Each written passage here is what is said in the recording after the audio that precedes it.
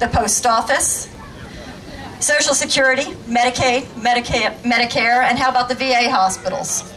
Do you get my drift? Think about what happens to people whose governments already control health care, like Canada and the UK. Patients that need an MRI for a blown-out knee must wait 6 months or more just for the diagnostic procedure, not counting the extra months or year it takes to then schedule the needed surgery. As this time unfolds, permanent damage often sets in and much unnecessary disability, time, pain, and suffering has been endured. Patients are regularly refused needed cancer treatments and therapies because it is too costly, so they are sent home to die, when perhaps they may have had a 60 to 70% chance of survival or better with immediate treatment and care. And needed surgeries for people, especially those over 50 or those who are chronically ill, are routinely denied or postponed because the government decision makers don't want to waste or devote the resources. So here is the bottom line. Are you willing to let a government bureaucrat decide what health care services you and your loved ones can and cannot get? I am not, and this is my personal story. If we had socialized medicine over the last 2 years in this country, my youngest daughter, Angela, and my husband, Bill, would both be dead today. Angela, who was the captain of her collegiate soccer team and had just graduated from college, was in a terrible car wreck on Highway 20 just after the ice storm. A pickup truck came across the highway and hit her head on. She had to be life-flighted from Skiatook to Tulsa and underwent a series of 12 surgeries over a 7-month period. She is thriving today, walking, working at a successful career, and doing well. Recently, my husband had abdominal surgery that went wrong after being released from the hospital. He had what's called a perforated bowel and needed emergency surgery. The wonderful healthcare providers and institutions in Tulsa saved both of their lives. In a world of socialized medicine, where costs, medical severity, and demographic ratings outweigh the value of human life, they would have likely been pushed aside or to a private room, left on their gurneys to die. We must act now.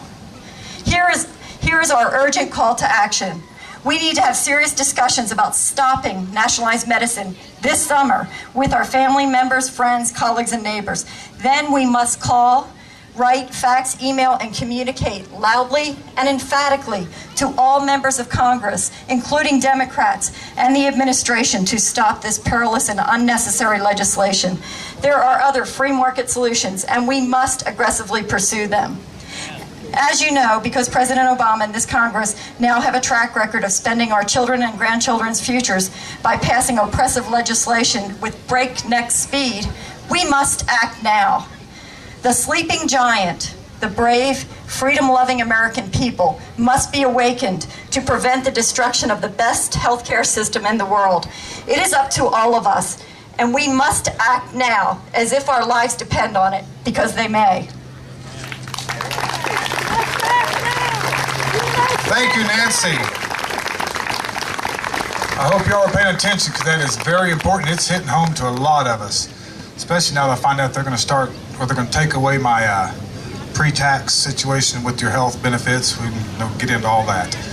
Okay, one quick reminder. You got about 5 more minutes to fill out a question over here, to write down a question. If you have a question for Clay Clark running for mayor of Tulsa, Randy Brogdon running for the governor of Oklahoma, or Mr. David Brumbaugh running for a state representative. If you have, keep clapping. If you have a question for any of these gentlemen, you got about 5 minutes to get over there, write it down. They are going to bring the questions up here, start getting them organized for a question and answer panel here in a little bit. Okay, we're going to move right along here. We're bringing up a gentleman now who is not from Tulsa, but is affected with the state of Oklahoma here. It's important to me because he's from where my baby daughter is during the school year, and that is Norman, Oklahoma. Mr. R.J. Harris has been married to his wife Jennifer for 18 years. They are the happy parents of 5 children. God bless them. Thank you. I've got 3. That's good for me. R.J. has been in the Army National Guard for 18 years and is currently serving as Air Traffic Control Officer and 2-time Iraq War veteran. RJ has been an air traffic controller in the Federal Aviation Administration, the Department of Defense, and owned his own small business from 1998 to 2002. Besides his considerable military education and credentials, RJ graduated from the University of Oklahoma, majoring in philosophy. Currently, RJ is a second-year law student at the University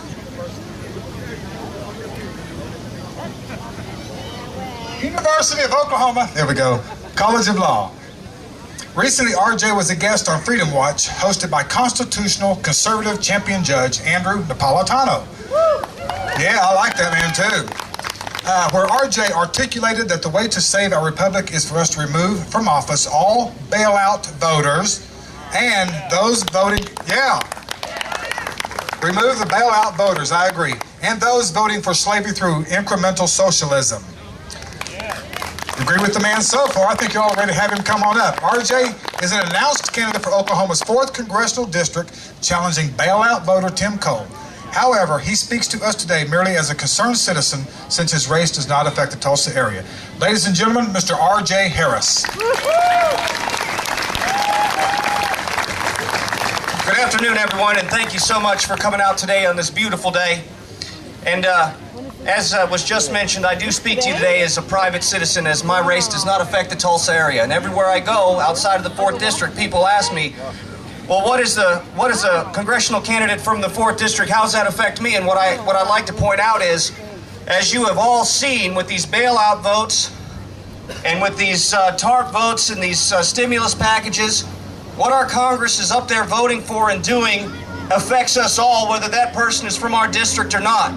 So we need to start taking notice of these folks, what they're doing, what they're voting for, and hold them accountable no matter where they're from, right? Now I went out to the Tea Party rallies at our state capitol and also my hometown up in Norman. And I didn't speak there because I'm a candidate for office. And I wanted to listen to what the folks had to say and what they wanted to say to their elected officials and to their candidates. And let me tell you, folks, what I heard there. I'm just going to recount it for you briefly. This is what I heard from y'all, whether you were at the state capitol right here in Tulsa or in Norman. And the message was this: to our Congress and our legislators, no matter what level they serve at, this far have you trampled on our state sovereignty. This far have you trampled all over our Constitution. This far have you taxed our children without representation, and I'll get to that in a minute. This far have you reached into the Treasury to pay for illegal, unconstitutional activities, but no farther. Now, did I get that right? Is that what we had to say to them? Okay. Now, in the aftermath of those tea parties, and probably this one and the ones on the 4th, what we saw was, can you believe it, those folks in California, the perpetual state of liberalism, finally stood up and said, no, you cannot have any more of our money, you've got enough. How about that? Yeah. And then right here in the great state of Oklahoma, we had our own Representative Charles Key and our candidate for Governor, Randy Brogdon, sponsoring the 10th Amendment sovereignty legislation to tell the federal government to get out of our state business. So folks, we are having an effect. Y'all out there, you're having an effect. These people are hearing you. I'm hearing you. That's why I stood up to challenge my opponent, because he voted for bailouts. I said to myself, we cannot just throw people out of office if we have nobody to replace them with, right? So, unfortunately, though, I do have a little bit of bad news for you. Lately, it seems, as Nancy pointed out, that Congress is listening to us even still, despite us coming out and saying enough is enough. You've spent enough of our money. You've taxed our children before they're even born. And yet now they want to start talking about universal health care. They want to start talking about things like cap and trade.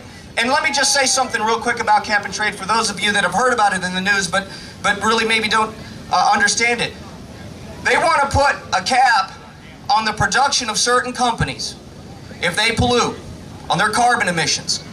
And then the companies that are less of a polluter, they're going to be able to trade their carbon emissions for money and sell them to companies that by their very nature, for example, something we all use like gasoline that has to be refined, they're going to sell that to those